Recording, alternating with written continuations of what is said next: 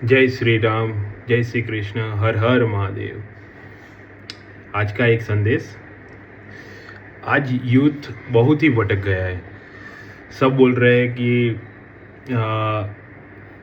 मैं सत्य बोल रहा हूँ, मैं सत्य बोल रहा हूँ। ये घर से बोल कोई बंदा आके आपको बोलेगा मैं सत्य बोल रहा हूँ, वो इंसान बोलेगा मैं सत्य बोल रहा हूँ, ये पार्टी का बोलेगा मैं सत्य बोल रहा हूँ। तो देखो, सत्य सबको पता होता है कि सत्य क्या है, लेकिन सत्य एक ही है, सत्यनारायण भगवान। सत्य यानी कि धर्म।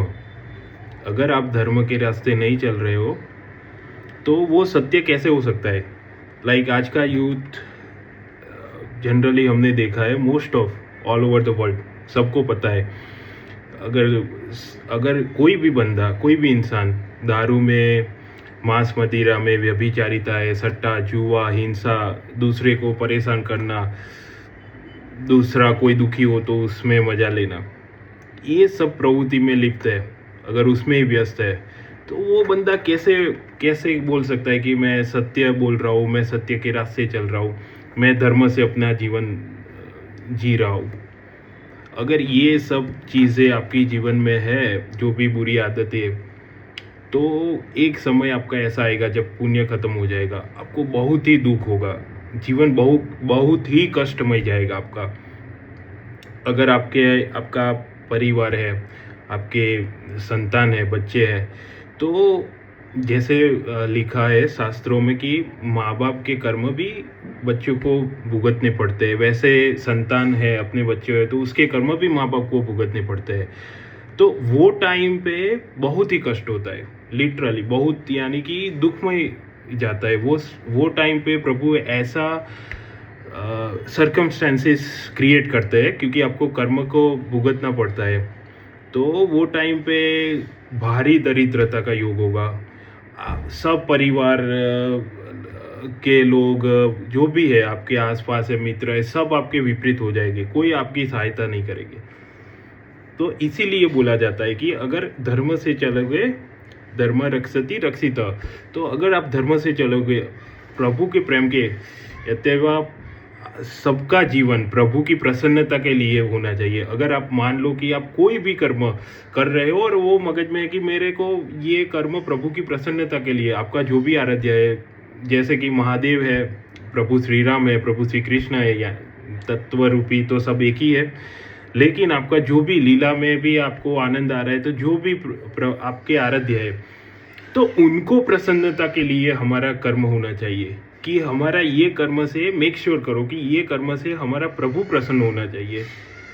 और प्रभु का नाम जप कर रहे हो, रात दिन नाम जप कर रहे हो, अच्छा काम कर रहे हो, अच्छी सोच है, आपका अच्छा कर्म है, भले आपका टाइम अभी खराब चल रहा हो, एक साल, 2 साल, 3 साल, 4 साल का, जब तक आपका पाप खत्म नहीं होगा, लिख लो, उसके बाद महासुख का योग आएगा। अगर आपका जीवन धर्ममय है, निष्ठा से है, पूर्णतः कर्म, सबके लिए अच्छा सोच रहे हो, प्रभु के भजन में है, प्रभु के प्रेम के लिए, प्रसन्नता के लिए जी रहे हो, तो निश्चित ही लिख लो, 100% गारंटी, आपका एक समय ऐसा आएगा कि महासुख का योग होगा। सब, यानी कि संसार में सब लोग आपको मान सम्मान देंगे, प्रसन्नता आपकी बढ़ेगी, आपके बच्चे भी, आप उनकी विद्या बढ़ जाएगी, उनके सब प्रारब्ध धीमे धीमे कट जाएंगे, नष्ट हो जाएंगे, आपका जीवन बहुत ही सुखमय होगा। जहाँ राम की कृपा हुई ताप कृपा करे सब कोई, यानी कि अगर राम जी की कृपा हो गई, प्रभु जी की कृपा हो गई, तो सब कृपा कर देंगे यहाँ, क्योंकि यहाँ पे प्रभु के अलावा कोई है ही नहीं। अगर आज का यूथ ये सोच रहा है कि पहले तो ये सबको याद रहना चाहिए, हर समय याद रहना चाहिए कि हमारे सुख दुख है, प्रभु ने ऐसा कोई विधान नहीं बनाया है कि जिससे हमारा सुख दूसरे से मिले और हमारा दुख दूसरे से मिले। कोई निमित्त बन सकता है आपको सुख देने के लिए, कोई निमित्त बन सकता है आपको दुख देने के लिए, लेकिन हमारा सुख दुख हमारे कर्मों से ही आता है। तो ऐसा कोई नहीं है कि जिससे ये बंदे ने, ये इंसान ने हमें दुख दे दिया है, ये इंसान ने हमें सुख दे दिया, ये पॉसिबल ही नहीं है। तो यूथ अगर ब्लेम करेगा कि मेरी कोई भी समस्या है इसकी, अगर यूथ अच्छे रास्ते पे नहीं चल रहा है, that's the responsibility of the parents. अगर अगर अगर यूथ अच्छे रास्ते पे नहीं चल रहा है, अच्छी आदतें नहीं है, अच्छा संगत नहीं है, तो that is very unfortunate for the nation and very unfortunate कि उनका ग्रोथ एक टाइम के बाद बहुत बहुत दुखमय स्थिति आ जाएगी।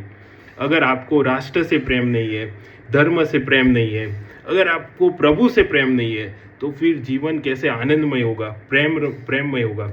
सुख दुख इज बेस्ड ऑन द प्रारब्ध, बट प्रेम और आनंद दैट इज द शाश्वत, जो जो नित्य निरंतर है, जो आदि अनंत काल से है। तो बोलते हैं ना, आनंद, आनंद is the source of the आत्मा, लाइक आत्मानंद। तो अगर भगवान का निरंतर नाम जप कर रहे हो, भगवान का प्रभु का हर समय चिंतन कर रहे हो, तो आपको एक समय पे हृदय में इतना आनंद होगा। वो प्रभु का ही आनंद होता है, वो आत्मा का ही आनंद होता है, क्योंकि भजन आनंद का सोर्स जो है वो प्रभु का भजन है, प्रभु आत्मा का रस है। तो अगर अगर आप वो कर रहे हो, एक समय के बाद आपका हर कष्ट, हर हर विपत्ति, अगर आप सही से चल रहे हो तो आपको लगेगा कि प्रभु हर समय मुझे देख रहे, मुझे सुन रहे, और मेरी हर विपत्ति के लिए जो भी कार्य हो रहा है वो प्रभु से ही हो रहा है। आपको बिल्कुल एहसास में आ जाएगा। तो विनती है कि सबसे कि धर्म से चलिए, राष्ट्र को अपना अपना समझिए कि राष्ट्र से प्रति द्रोह करने से या किसी पार्टी के प्रति द्रोह करने से कुछ नहीं होगा। आप समझिए कि राष्ट्र को, अगर राष्ट्र सुरक्षित नहीं है तो धर्म भी सुरक्षित नहीं रहेगा, अगर धर्म सुरक्षित नहीं है तो कोई भी सुरक्षित नहीं रहेगा।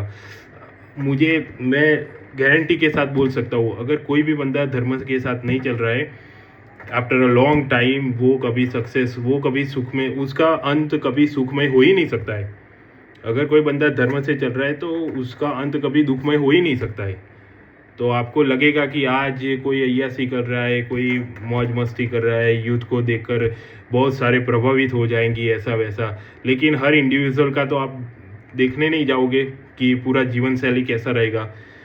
लेकिन एक समय जरूर आता है कि वो बंदा बहुत ही दुखमय, भारी कष्ट, विपत्ति, आपदा के साथ जीवन को फिर ख़त्म करने उसका, अगर धर्म से नहीं चल रहा है, विधर्मी के लिए बोल रहा हूँ, अगर धर्म है, प्रभु का प्रेम है, प्रभु का आनंद है, तो फिर राष्ट्र से भी इतना प्रेम होता है, क्योंकि राष्ट्र सर्वोपरि है। जय श्री राम, हर हर महादेव।